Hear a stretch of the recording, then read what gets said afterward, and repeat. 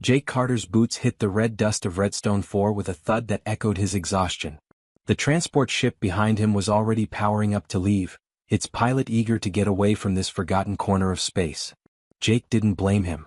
This place was about as far from civilization as you could get without falling off the edge of the galaxy. The alien fortress stood before him like a bad memory carved in stone. Its towers twisted upward in ways that made his eyes hurt if he looked too long. The whole structure had this weird quality where you couldn't quite tell if it was built or grown. After 3 years of running, hiding, and trying to forget what happened at the war's end, Jake figured a creepy abandoned fortress was exactly what he deserved. He'd paid the transport captain everything he had left just to get dropped here. No questions asked, no records kept. That's how Jake wanted it. The galaxy thought he was dead anyway. Might as well stay that way. The wind howled across the plateau, carrying dust that tasted like copper and regret. Jake pulled his jacket tighter and started walking toward the main entrance. His old military training kicked in automatically, scanning for threats, checking sight lines, noting defensive positions. Hard to turn that off even when you were trying to forget you'd ever been a soldier. The fortress doors were massive, easily 50 feet tall, covered in symbols that seemed to shift when he wasn't looking directly at them. Jake had seen plenty of alien architecture during his service, but this was different. Older. More deliberate. The survey report said this place had been empty for at least 800 years. The race that built it, whoever they were, had just walked away and never came back. Jake pressed his hand against the door, not really expecting anything. The metal was warm despite the cold wind. Then it pulsed with light under his palm, a deep blue glow that spread outward in patterns. The doors groaned and began to open, dust and debris cascading down as ancient mechanisms woke from their long sleep. The corridors inside were wider than they needed to be, like whoever built this place was bigger than humans. Or maybe just liked having room to move. Emergency lighting flickered on as Jake walked, responding to his presence.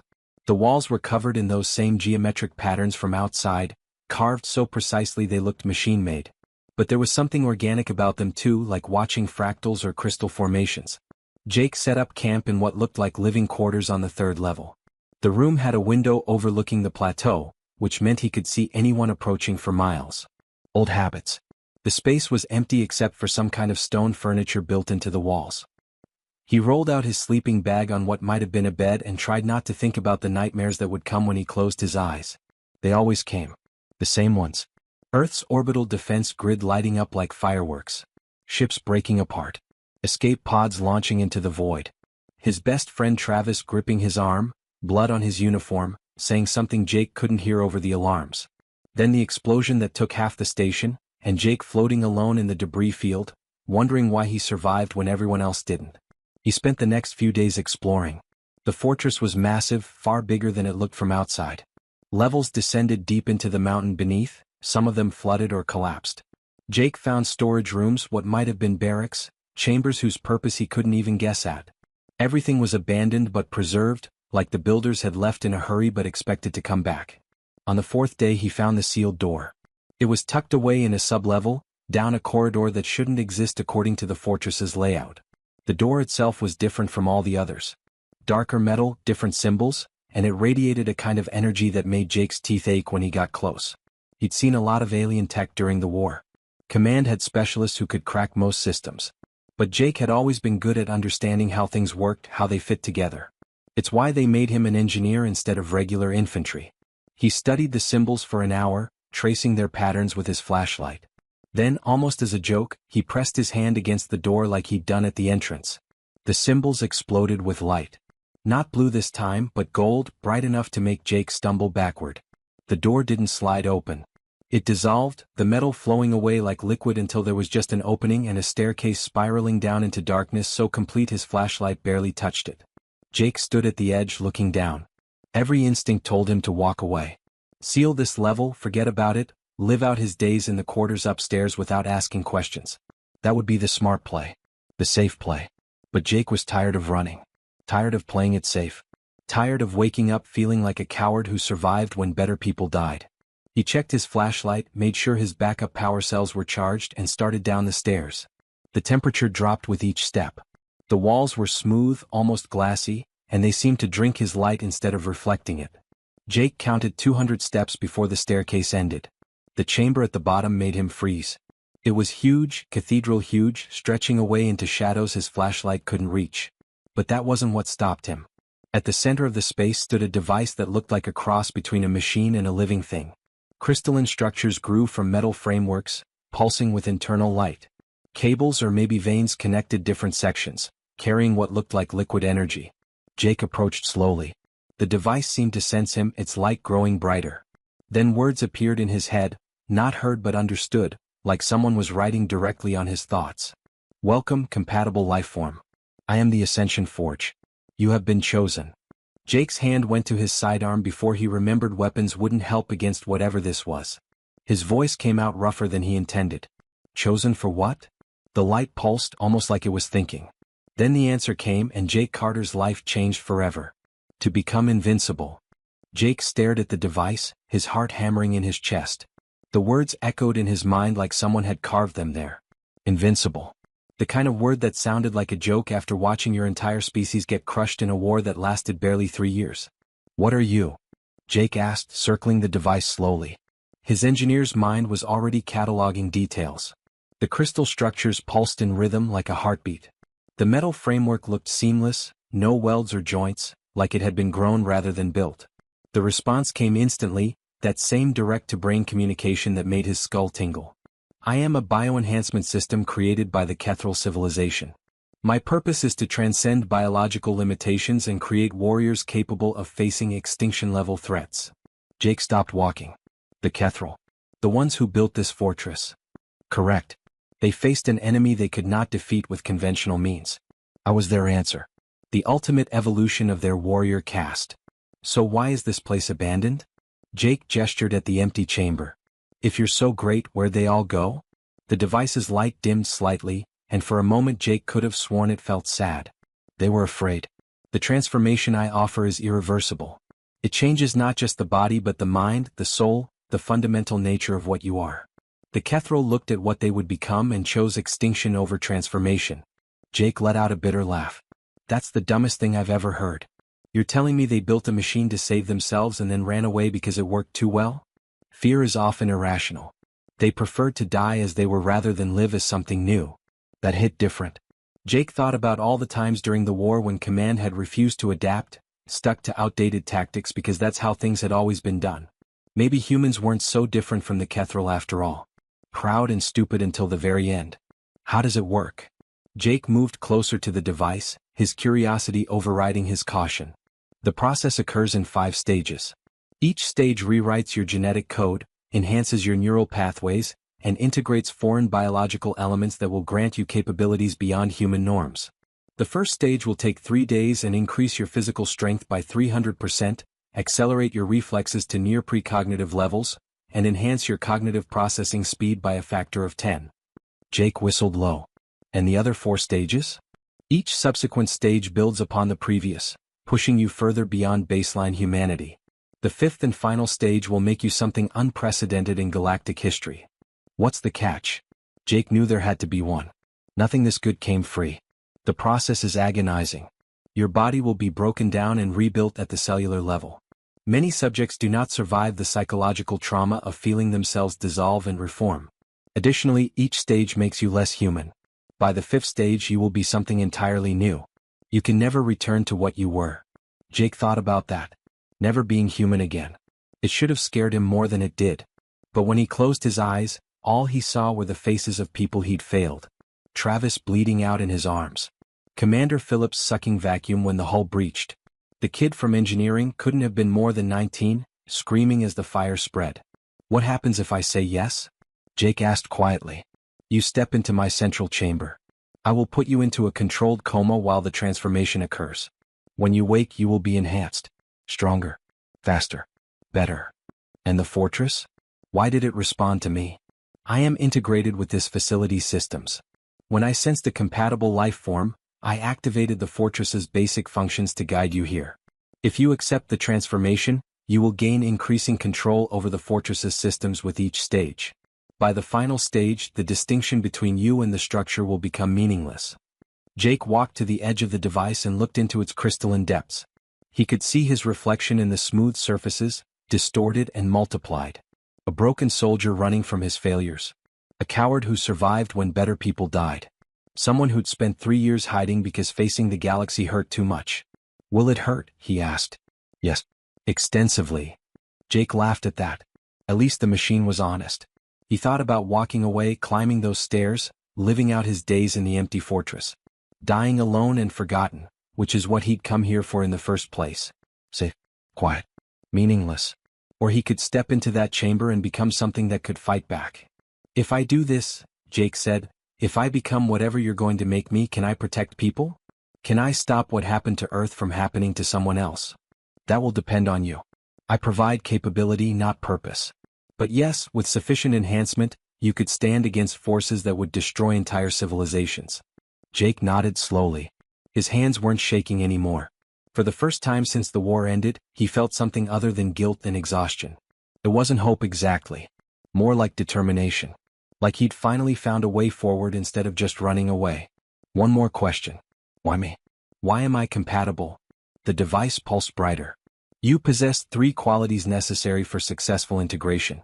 First, physical resilience within acceptable parameters. Second, neural plasticity sufficient to handle rapid cognitive enhancement without fragmenting. Third, and most important, you have already accepted death. Those who cling desperately to life often reject the transformation. Those who have made peace with their mortality can endure what must be done. That made sense in a twisted way. Jake had been dead inside since the battle. Might as well make something useful out of what was left. All right, he said, squaring his shoulders. Let's do this. The crystalline chamber opened like a flower blooming, revealing a space just large enough for a person. Threads of light danced inside, beautiful and terrifying. Jake took a deep breath and stepped forward. Once you enter, the process begins immediately, the device warned. There is no stopping it. Good, Jake said. I'm tired of stopping. He stepped into the chamber. The crystals closed around him like a cocoon. For one moment, everything was still and quiet. Then the pain started. It felt like lightning in his veins, like acid in his bones, like his entire body was being torn apart at the molecular level. Jake screamed, but no sound came out. His consciousness fragmented into 1,000 pieces, each one experiencing its own private hell as cells died and were reborn, as DNA unraveled and was rewritten, as his brain fired so fast he could feel individual neurons burning out and regrowing. Time lost meaning. He was dying. He was being born. He was becoming something new. The pain went on forever and was over in an instant. Jake Carter fell into darkness, and something else began to wake up in his place. 3 days later, the chamber opened. Jake stumbled out and collapsed onto the cold floor, gasping for air that tasted electric. Every nerve in his body sang with new sensation. He could hear his own heartbeat, could feel the air currents in the vast chamber, could see in the darkness as clearly as daylight. He stood up and the movement felt wrong. Too fast. Too smooth. Like his body was responding before his brain finished sending the command. Jake looked at his hands and saw them glowing faintly with internal light. Stage 1 complete, the device announced. Welcome to your new existence. Jake flexed his fingers and smiled. For the first time in 3 years he felt alive. And he was ready to see what came next. Jake spent the first week testing his new limits. The change was impossible to describe. It wasn't just that he was stronger, though he could lift debris that would have required 3 men before. It wasn't just the speed, though he could move so fast the world seemed to crawl around him. It was everything working together in perfect harmony. His mind processed information differently now. When he looked at the fortress's control panels, he didn't see random alien symbols anymore. He understood them instinctively, like reading his native language. Doors opened when he approached. Lights activated in rooms before he entered. The fortress was waking up around him, responding to his presence. One morning, Jake caught his reflection in a polished wall panel. His eyes still glowed faintly, that inner light pulsing with his heartbeat. He looked the same otherwise, but something in his expression had changed. He didn't look haunted anymore. He looked dangerous. The pirates showed up on day 16. Jake was repairing a power conduit on the 3rd level when the fortress's sensors alerted him. A ship in orbit. Smaller than military craft but heavily armed. The kind of vessel that honest people didn't fly. He watched through the security feeds as a landing craft touched down half a mile from the fortress entrance. 42 people disembarked. Mixed species, all armed with equipment that had seen better days. Their leader was a human woman with cybernetic implants covering half her face, barking orders as her crew spread out in a tactical formation. Professional raiders, not amateurs. Jake could have sealed the fortress and waited them out. Instead, he walked to the main entrance and waited. The woman approached first, flanked by 4 heavily armed guards. She stopped 20 feet away, energy rifle pointed casually in Jake's direction. Not quite threatening but ready. "Didn't expect to find anyone home," she called out.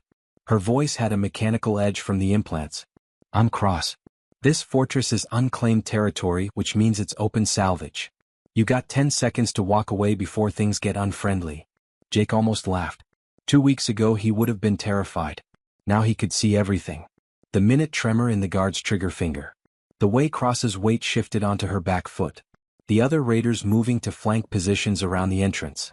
He processed 42 different threat vectors simultaneously and found solutions for each one.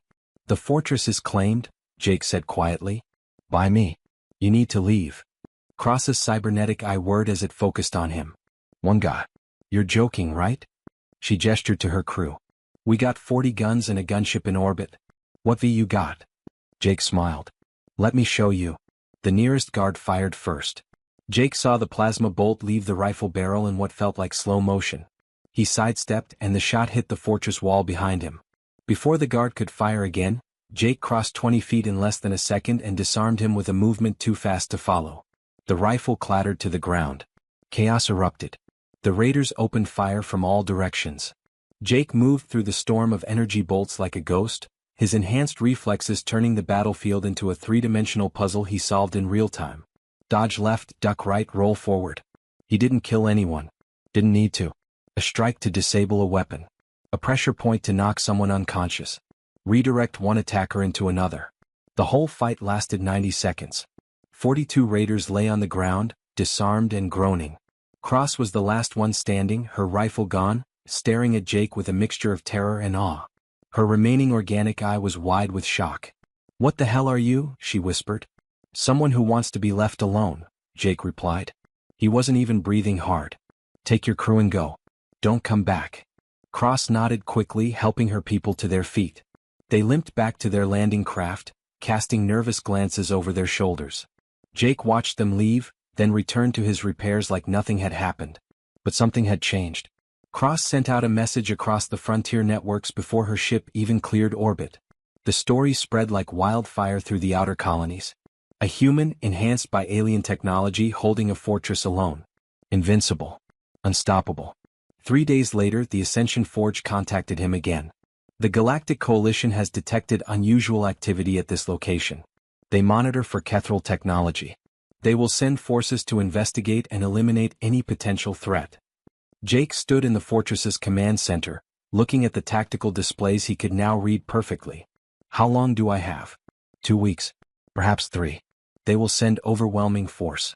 The Coalition does not take chances with Kethral enhancement technology. Jake thought about running. He could take one of the fortress's small craft, disappear into the frontier, stay hidden.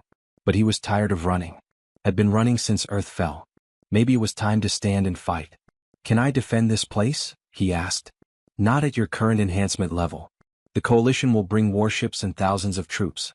Stage 1 enhancement is formidable against individual opponents, but insufficient against military-grade forces." Jake turned to face the device in the lower chamber. "Then I need Stage 2. The process will be more intense than Stage 1. 5 days of transformation instead of 3. The pain will be significantly worse. And you will become less human. Your neural structure will begin to merge with the fortress's systems. You will start to perceive reality differently." "Will I still be me?" The device paused. "That is the question each enhancement subject must answer for themselves. You will retain your memories and core identity. But your thought processes will evolve. What seems important to you now may seem trivial after transformation. What seems impossible now may seem obvious later." Jake looked out at the plateau through the command center windows. The red dust stretched for miles under twin moons. He'd come here to hide from the galaxy. Now the galaxy was coming to him and he had a choice. Run again or become something that could fight back. He thought about Earth burning.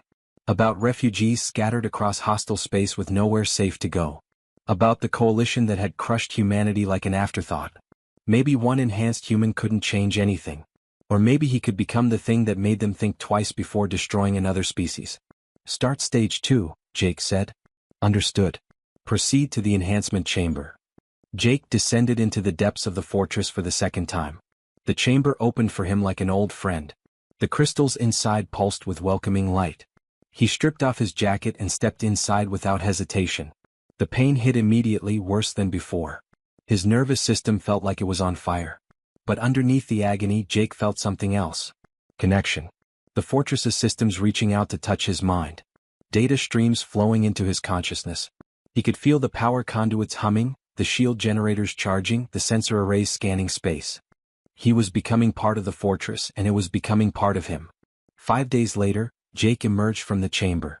His eyes glowed brighter now, and when he moved through the corridors, lights activated in patterns that matched his thoughts. He could sense every system in the fortress, could control them with barely a conscious effort. Doors opened before he reached them. Security feeds appeared in his mind without needing displays. Jake stood in the command center and reached out with his new senses. Defense platforms hidden in the mountains powered up at his command. Weapon systems that had been dormant for centuries came online. The fortress wasn't just responding to him anymore. It was an extension of his will. He could feel the coalition fleet approaching, still days away but getting closer. Jake smiled. They were coming to destroy a relic of ancient technology. Instead, they were going to find something new. Something that wouldn't run anymore. Let them come. He was ready.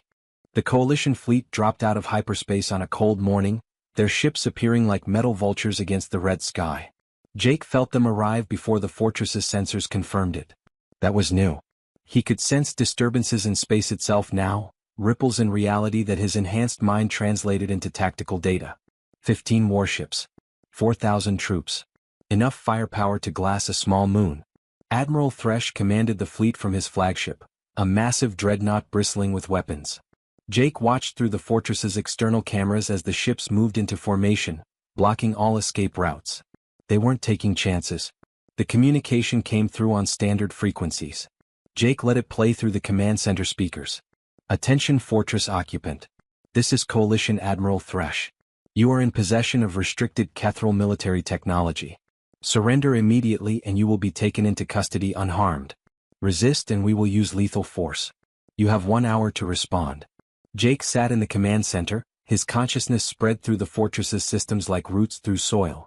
He could feel the orbital defense platforms buried in the mountains, their targeting systems locked onto the coalition ships. The shield generators hummed beneath his feet, ready to activate on his command. Weapon batteries tracked enemy positions automatically. Stage 2 had changed him more than he'd expected. He didn't just control the fortress anymore. He was the fortress. Every sensor was an extension of his senses. Every weapon was an extension of his will. The distinction between man and machine had started to blur. Jake opened a channel. Admiral Thresh. This fortress is claimed human territory. You're the ones trespassing. Leave now and nobody gets hurt. There was a long pause.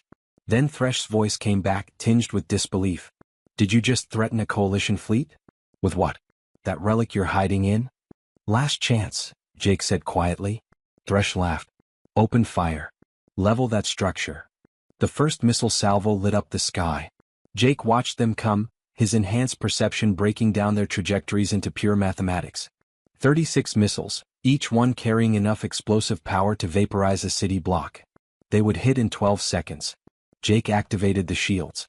Energy barriers sprang up around the fortress, invisible walls that turned the air blue with ionization. The missiles struck and detonated in a cascade of fire that turned day into night. The explosions were beautiful in a terrible way, mushroom clouds rising into the atmosphere. When the smoke cleared, the fortress stood untouched. Jake could feel Thresh shock through the communication channels. Good. Let them be scared. Target their orbital weapons, Jake thought, and the fortress responded. The defense platforms emerged from their hidden positions in the mountains, ancient Kethral cannons that hummed with barely contained power. Jake didn't aim them manually. He simply thought about the targets and the weapons knew. The platforms fired. 3 coalition warships exploded simultaneously, their shields collapsing under directed energy beams that hit with the force of small stars. Debris rained down onto the plateau, burning metal streaking across the sky like falling stars. All ships evasive maneuvers. Thresh's voice cracked with panic. Return fire, everything you have. The remaining 12 warships opened up with their full arsenals. Energy beams, missiles, kinetic rounds, everything in their considerable arsenals. The sky turned into a light show of destruction. Jake's shields took it all, and with each hit he felt the fortress's power systems surge. That's when he discovered something wonderful. The shields didn't just block incoming energy. They absorbed it, channeling it into the fortress's reactors.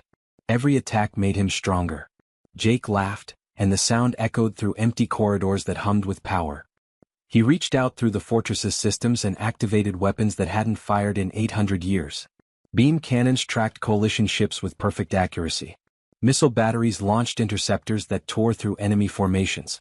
Point defense systems created webs of fire that shredded incoming ordnance. The battle turned into a slaughter. 2 more warships went down, then another 3. The coalition forces tried to retreat, but Jake's weapons had superior range. He could hit them at distances their own sensors couldn't even detect him from. It wasn't fair. It wasn't even close to fair. Meanwhile, dropships tried to land ground forces. 4,000 troops in powered armor, the best the coalition had. They made it to the plateau before Jake activated the fortress's internal defenses. Automated turrets rose from hidden positions. Energy barriers appeared in corridors, herding the troops into kill zones. The fortress itself became a weapon, its architecture shifting to create traps and ambushes. Jake didn't need to fire a shot himself. He orchestrated the defense like conducting a symphony, his mind touching every system, coordinating every weapon. Troops found themselves facing impossible odds, fighting an enemy that knew their every move before they made it. Through the fortress's sensors, Jake watched a squad of coalition soldiers trying to breach the lower levels. They moved professionally, covering each other, checking corners. Good training. Wouldn't help them. Jake sealed the doors ahead of them. Opened vents behind them. Deactivated life support in their section. Within minutes, they were unconscious from lack of oxygen. Non-lethal. He didn't need to kill them. Just needed them to stop. The same scene played out across the fortress. Troops trapped, disarmed, disabled. Jake captured hundreds without killing a single soldier. His enhanced mind saw non-lethal solutions to every tactical problem. Death was messy and inefficient. Better to just make them stop fighting. In orbit, Admiral Thresh watched his fleet disintegrate. 8 warships destroyed. 4 more critically damaged. His ground forces captured or scattered. All in less than 2 hours. Against 1 human and a fortress that shouldn't even be operational. All ships emergency jump. Thresh's voice was raw. Retreat. Retreat now. The surviving coalition vessels fled, jumping to hyperspace in a desperate scramble. They left behind burning wreckage and 3,000 captured troops who Jake had already secured in the fortress's detention areas. He'd left them food, water, medical supplies. No point being cruel about it. Jake stood in the command center, breathing hard despite not having moved. The battle was over. He'd won. 1 enhanced human against a coalition fleet, and he'd won. But the victory felt strange. During the fight, Jake's mind had operated on a level that felt barely human. He'd processed thousands of calculations simultaneously, predicted enemy movements with near-perfect accuracy, coordinated systems across the entire fortress without conscious thought. It had been effortless and terrifying. The Ascension Forge's voice echoed in his mind. Stage 2 is complete. You performed beyond projected parameters. However, the coalition will return with greater force. You require further enhancement. Jake looked at his hands. They glowed brighter now, pulsing with energy that seemed to come from the fortress itself. He could feel the structure around him, every power conduit and sensor array. The line between Jake Carter and the fortress was getting thinner. Stage 3, he said. How long? 2 weeks. The transformation will be more extensive. Your neural patterns will merge deeper with the fortress's systems. Your perception of reality will fundamentally change. You will begin to see the universe in ways baseline humans cannot comprehend. Jake thought about that. With each stage he was becoming less human and more something else. But humanity hadn't saved Earth. Being human hadn't stopped the coalition from crushing his species. Maybe it was time to become something better. Start stage 3, Jake commanded. As he descended to the enhancement chamber for the 3rd time, Jake wondered if the person who emerged would still remember why he'd started this journey. Would he still care about protecting people? Would he still feel human emotions, human connections? Only one way to find out. The chamber opened. Jake stepped inside. The pain began worse than ever, but underneath it he felt something else. Evolution. Transformation. The death of what he was and the birth of what he would become. 2 weeks later, something that had once been Jake Carter opened its eyes and smiled. The fortress pulsed around him like a living heartbeat. He could see in spectrums humans had never imagined. Could feel quantum fluctuations in spacetime. Could predict probable futures based on current conditions. The coalition would come again. Let them. He was ready to show them what invincible really meant.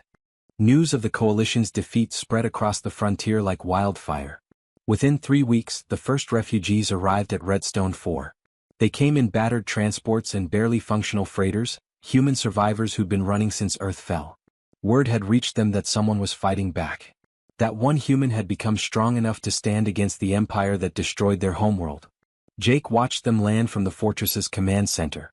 Families, engineers, former soldiers, all desperate and hopeful in equal measure. A part of him wanted to send them away, tell them this wasn't a safe haven. But another part, the part that still remembered being human, couldn't turn them away. The first person through the fortress doors was a middle-aged woman named Kelly Brooks, her clothes patched and worn, carrying a daughter who couldn't have been more than 6. She looked up at Jake with tired eyes that had seen too much. "Is it true?" she asked quietly. "What they're saying about this place? About you?" Jake nodded slowly. His eyes still glowed with that inner light, brighter now after stage 3. He could see the exhaustion radiating off her, could count her heartbeats, could predict what she'd say next based on micro-expressions. But he tried to focus on the simple human connection. "It's true. You're safe here." Kelly's daughter peeked out from behind her mother. "Are you a superhero?" Jake couldn't help but smile at that. "Something like that, kid." More arrived over the following days. 100 people became 200, then 500. They set up camps on the plateau, started building permanent structures using materials Jake helped them salvage from the fortress's storage levels. Engineers got the old power systems running. Former soldiers organized security patrols, though they were unnecessary with Jake's sensors covering every inch of the surrounding territory. For the first time since the transformation began, Jake felt something like purpose. These people needed protection and he could provide it. Maybe that's what he was supposed to become. Not just a weapon but a shield. But the Ascension Forge had other warnings. "The Coalition is preparing a second assault," it informed him one evening. "This time they will bring an extinction-class weapon. A planet cracker designed to destroy entire worlds. They cannot allow this fortress to remain operational." Jake stood on the fortress's highest tower, looking out at the settlement below. Children played in the streets. Families sat around fires sharing meals. People laughing for the first time in years. All of them depending on him. "How long until they arrive?" he asked. 6 weeks. Perhaps 7. "Can I stop a planet cracker at my current level?" "No. Stage 3 enhancement is insufficient. You would need to complete the final transformation." Jake had known this was coming. Stage 4 had been brutal, lasting 3 full weeks. When he'd emerged, his consciousness had expanded beyond anything he'd imagined. He could perceive probability fields, see multiple possible futures branching out from each decision. Time felt different, like he was experiencing all moments simultaneously. The fortress wasn't just connected to him anymore. It was him and he was it. The distinction had ceased to exist in any meaningful way. But Stage 5 would be different. The Forge had made that clear. Stage 5 was irreversible in ways the others weren't. He would transcend human consciousness entirely, become something the galaxy had never seen.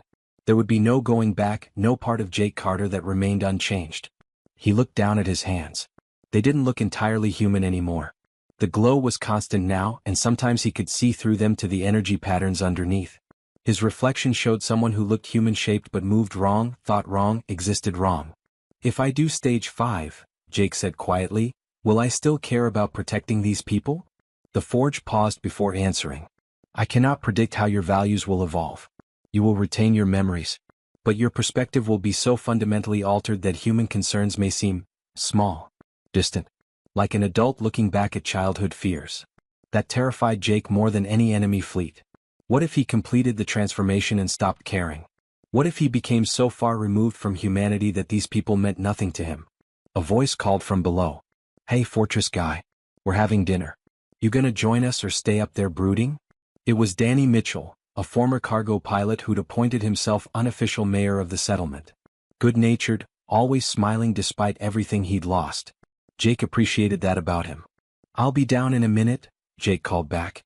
He descended from the tower, his feet barely touching the ground as enhanced muscles and the fortress's gravity systems carried him down. The settlement had set up tables in the central plaza.